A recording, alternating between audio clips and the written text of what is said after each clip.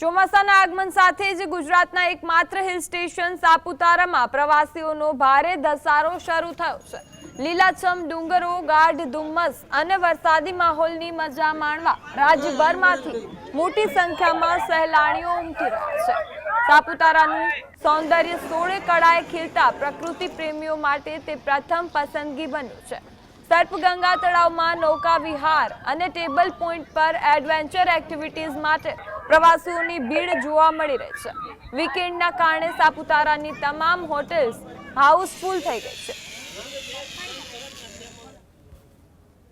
અહીંયા સાપુતારામાં એટલું સરસ વેધર છે, બહુ જ ફોગી થઈ ગયું છે, એક્ટિવિટીઝ બી બહુ જ બધી છે। અહીંયા બોટિંગ છે, ટેબલ ટોપ છે, ગીરા ધોધ છે, બધું જ બહુ જ સરસ છે। વેધર તો અમેઝિંગ છે, તમને એવું ફીલ જ ના થાય કે તમે ઇન્ડિયામાં ફરી રહ્યા છો।